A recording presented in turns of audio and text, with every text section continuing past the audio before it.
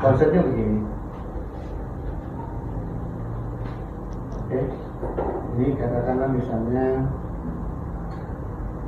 pernah lihat jam kan semua kan? Ini kan biasa jam berapa? Jam 3 kan? Ya. Biasa jam 6, jam 9, ini jam 12 atau jam 00 kan?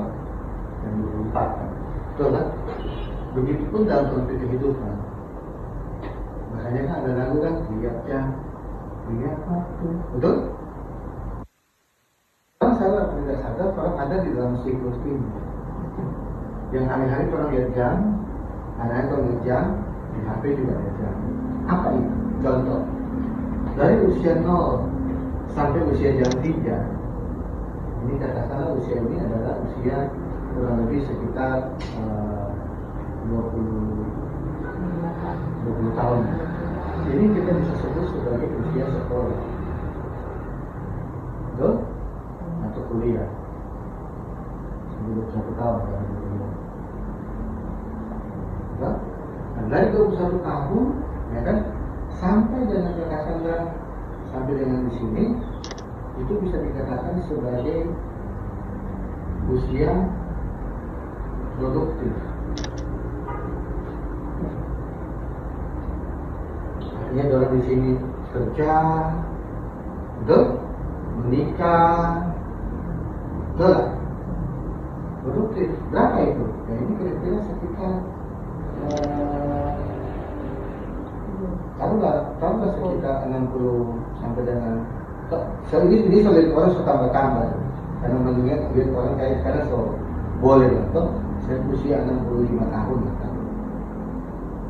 Padahal sebetulnya dari usia anak-anak ini ya sebenarnya lebih tepat ini bukan lagi anak-anak di sini. Kalau betul-betul dia produktif ya ini sebenarnya kurang lebih di 50 tahun.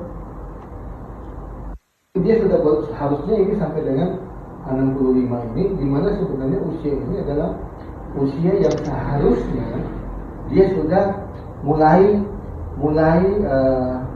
percayakan kan? Kalau dia punya bisnis, dia mulai percayakan bisnis ke family. Kalau dia orang kerjaan, dia mulai persiapkan bisnis. Entah beli franchise, entah beli apa. Karena satu waktu kan dia sudah mau pensiun di sini. Betul? Jadi dari usia sini sampai usia sini adalah usia pensiun. Betul? Nah, tugasnya orang ada di sini nih. Orang memberikan uang tunai. Tadi kan kita bilang tadi banyak orang pada waktu orang mentawarkan itu, dia orang membagi kalau kita lagi membayar rumah, kita pak doanya cukup tiap bulan, kita kok masih butuh doi casing, kita yang boleh mau kasih sisihkan. Nah, kalau bisa jawab, tugasnya orang memang akan memberikan uang cash. Kalau tugasnya memang akan memberikan uang cash kepada siapapun yang ada di dalam lingkaran ini. Kalau sampai di sini, berarti orang yang orang mesti temuin tidak lebih banyak dong, gitu? Dari usia muda sampai dengan 21 boleh, 21 sampai 50 boleh, 50 sampai 65 boleh, 65 bahkan sampai dengan 80 boleh. Asumsi 80 sampai 5. Nah, kenapa orang butuh uang? Orang kasih uang cash. Karena pada saat anak sekolah, dia butuh uang cash. Waktu dia mau masuk kuliah usia 17 tahun, dia butuh uang cash. Pada saat dia mau masuk SD, dia butuh SMP, SMA, betul? Kuliah, dia butuh uang cash. Dia lulus kuliah, dia sudah bekerja. Tapi pada saat dia mulai merencanakan karirnya, satu waktu misalnya dia mengalami sakit, dia akan butuh uang cash. Satu waktu dia lagi merencanakan untuk satu waktu dia mau persiapkan pensiun, dia juga butuh uang cash di sini kan, betul kan? Tapi uang cash yang di sini harus dia sisihkan dari awal kan. Nah, orang bisa kasih dia uang cash pada saat kondisi. Pernah dengar cerita badai dan gelombang? Tuhan Yesus lagi tidur di burikan, Tuhan Yesus lagi kasur masyarakat, burikan lagi ini guru. Nah ini seobat begini kekancangan itu sedang tidur. Padahal yang bicara ini nelayan. Orang sangat bilang sama nasa di laut, malah sih dong takut. Karena badai dan gelombang itu datangnya sekonyong, tiba-tiba. Nah, orang petugas kasih uang tunai kalau kondisi tiba-tiba ini terjadi di dalam siklus kehidupan. Contoh, ada orang bagi zakat uang cash buat anaknya. Tiba-tiba si pencari nafkah meninggal, maka anak putus sekolah. Tapi kalau barang udah isi kotoran, EduPlan, misalnya contoh ada produk yang namanya EduPlan, orang sudah perlu masuk sekolah lagi tiap bulan, tanilah yang meneruskan orang pedoi-doi di sini sehingga orang bisa bersekolah, bahkan sampai kuliah.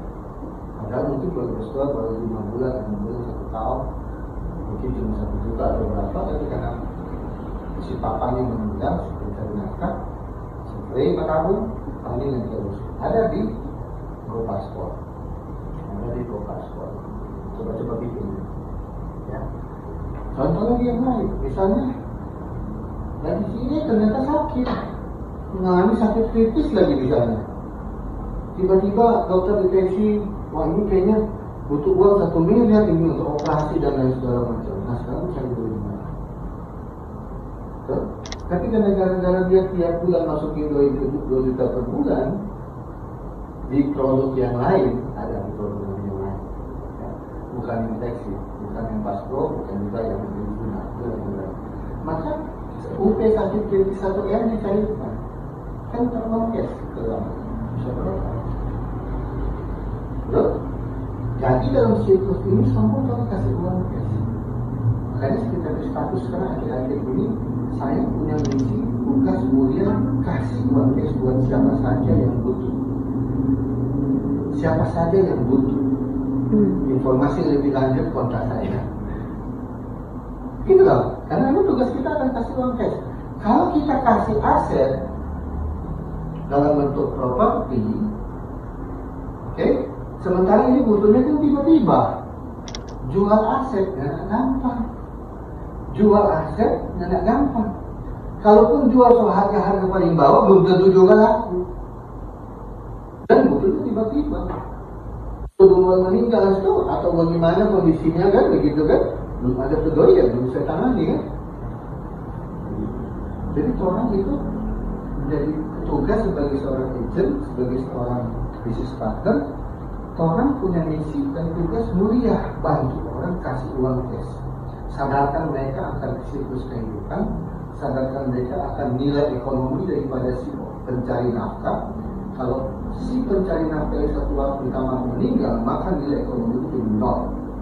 Nah, asuransi fleksi, Tribuna maupun Paspro serta asuransi yang lain yang ada jiwanya bisa bantu cair UP jiwa ditaruh di bank, bunga deposito menggantikan pendapatan yang saya bilang tadi. Dan hanya keluarga bisa melanjutkan kehidupan. Kalau sambil mungkin dari pasangan mencari kesempatan dalam waktu 6 bulan mungkin buka usaha atau apa, atau mungkin sudah mempunyai buah baru, itu urusan lain. Tapi yang paling 6 bulan pertama ini sesuatu duluan. Nah, banyak orang yang begini tuh, ikut dia, yang untung tuh, orang terima tua.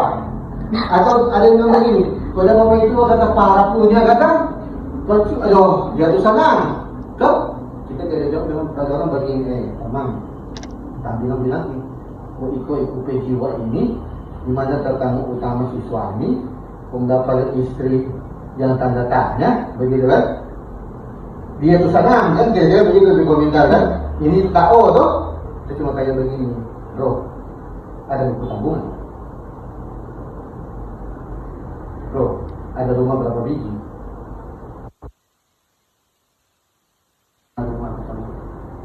Bukankah kalau ini pun terjadi, ini juga bisa diambil istri. Tapi kalau bro ikut ini, bro ada masukin yang namanya ahli waris. Bro masukin istri 0%, tidak ada yang larang. Anak pertama, anak kedua 50-50 boleh. Mungkin jiwa itu pasti buat anak-anak, bukan buat istri dan anak-anaknya. Tapi ini otomatis masuk ke istri karena nggak ada surat warisan. Menjawab apalagi kalau prospek istri harusnya dia suka ini karena si suami yang menjadi terganggu. Kalau ada apa-apa kan buat istri. Sebenarnya kalau istri itu bukan istri tanda tanya kan begitu kan? Begitu. Nah ini